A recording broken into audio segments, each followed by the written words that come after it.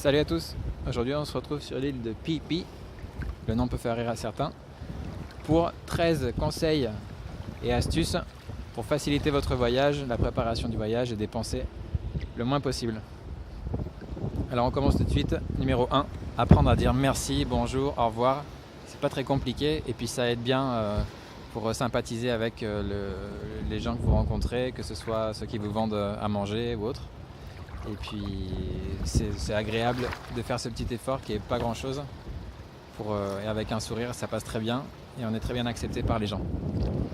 Numéro 2, ne pas faire ses vaccins quelques jours avant de partir. Ça a été mon cas. J'ai fait des vaccins, des rappels de vaccins que j'avais pas fait depuis l'enfance ou l'adolescence. Et j'ai fait des vaccins aussi un peu spécifiques par rapport à la région où je voyage. Résultat, j'ai eu une fièvre, j'ai eu des douleurs pendant tout le voyage, pendant tout le vol. Et puis les 2 jours d'après, ça a été un peu pour récupérer mon état physique normal, les 2 premiers jours ici en Thaïlande. Donc faites ça un peu avant et arrangez-vous, comme ça ira très bien. Numéro 3. Si vous allez vers l'Asie, ou en général si vous allez vers l'Est et qu'il y a un gros décalage horaire, n'hésitez pas à préparer ce décalage horaire en vous couchant un peu plus tôt chaque soir. C'est-à-dire pendant les semaines qui précèdent votre départ, essayez de dormir 1 heure plus tôt, et puis encore 1 heure plus tôt, et encore 1 heure plus tôt. Et puis comme ça, vous aurez fait la moitié du travail, puisque s'il y a 6-7 heures de décalage, ça veut dire que vous arriverez ici, vous vous coucherez un peu tard, mais ça ira encore. Vous n'aurez pas de gros décalage de vouloir être debout jusqu'à 6h, 7h du matin, et puis ensuite dormir toute la journée. Donc ça, c'est un conseil très important. Numéro 4, pas emmener trop de vêtements. Alors c'est quand on va dans des régions comme où il fait chaud, pas emmener trop de pantalons, trop de pulls. Un pull léger c'est suffisant, un pantalon multifonction c'est suffisant, une paire de chaussures, il faut essayer de s'y tenir 1 ou 2 maximum, plus les sandales. Ça fait déjà beaucoup de paires de chaussures et des sandales. Et puis comme ça vous me remercierez quand vous porterez votre sac plus léger que si vous l'aviez fait avec plus de vêtements. Numéro 5. Réservez à l'avance 1 ou 2 nuits maximum dans une petite auberge ou un hostel qui est facilement desservi avec des transports en commun de la gare ou de l'aéroport, ou qui est assez proche du centre, qui soit pas cher. On va pas commencer à chercher le luxe dès le premier soir. Donc ça vous permet d'avoir un pied à terre en arrivant. Et puis comme ça, vous aurez le temps de chercher, de connaître, de demander s'il y a d'autres endroits plus intéressants. Et puis surtout, vous ne serez pas engagé sur un endroit qui pourrait ne pas vous plaire. Par exemple, moi je suis tombé sur le premier soir, la rue où il y avait où il y avait quelques prostituées, c'était un peu trop agité pour moi, etc. Donc voilà, c'était moyen. Et donc c'est juste 1 ou 2 nuits. C'est peut-être une très bonne recommandation de réserver juste une ou 2 nuits. Numéro 6. Ne pas échanger d'argent quand vous retirez vos bagages dans l'aéroport. Parce que là, s'il y a des bureaux de change qui sont installés à cet endroit-là, ils vont vous prendre encore 10 ou 20% de plus que d'autres. Donc attendez de sortir du retrait des bagages, allez au moins dans le hall de l'aéroport, et là essayez de pas échanger de l'argent, mais plutôt de retirer avec votre carte bancaire, vous retirez un peu d'argent, et vous allez voir que vous en sortirez beaucoup mieux en faisant ça. Numéro 7. Changer d'auberge souvent. Ça peut être une obligation si on a un budget serré.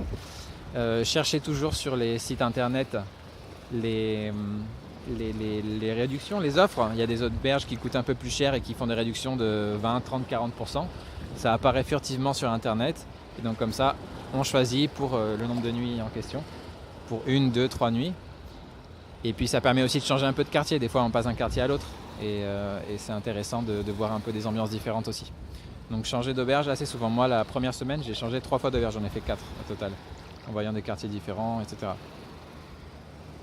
Numéro 8. Sauter le petit déjeuner le matin. C'est facile si on va vers l'est parce qu'on se réveille un peu plus tard et donc on fait la grasse mat et on n'a pas trop faim et le premier repas c'est le déjeuner. Donc ça c'est une recommandation assez facile. Et la deuxième partie de la recommandation, c'est d'essayer de remplacer une fois par jour un repas par une alimentation un peu plus légère, un fruit, on va dire, un gros fruit. Par exemple, si à midi, si on ne veut pas aller dans un restaurant, on se dit on prend un ananas, ça va bien couper l'appétit parce qu'il y a beaucoup d'eau dans l'ananas aussi, donc ça va bien hydrater pendant la journée si on va un peu au soleil. Et pareil, un autre jour, un soir, au lieu de manger à l'extérieur, on peut acheter une papaye et ça joue très bien son rôle. Ça joue très bien son rôle de couper la faim, d'hydrater et d'être pas cher. Numéro 9. Essayez de manger le plus possible sur les marchés et dans la rue. Il y a beaucoup de vendeurs de rue ici. C'est toujours beaucoup moins cher, c'est souvent meilleur, les portions sont souvent plus grosses et c'est l'économie locale qui fonctionne et pas forcément des entrepreneurs qui ont des restaurants, des chaînes ou autre chose. Donc ça c'est un conseil assez simple et très intéressant sur tous les plans. Numéro 10. Marcher le plus possible. Ça c'est très important de marcher, on voit la ville, on voit les immeubles pas touristiques, on voit leur tête, on se rend compte un petit peu quand on passe d'un quartier à l'autre, des différences, etc. Ça fatigue un peu, mais on sent le climat aussi, on sent qu'on s'adapte physiquement au climat, c'est quelque chose de très intéressant. Puis ça évite de passer dans le métro avec l'air conditionné ou des bus trop remplis, etc. Ça évite quelques désagréments et puis c'est moins cher, donc ça en vaut bien la peine. Et il ne faut pas hésiter à chercher un petit peu sur la carte avant des parcs urbains sur le parcours que vous allez faire dans la journée. Comme ça permet de faire une petite pause, une demi-heure dans l'herbe, se reposer, etc.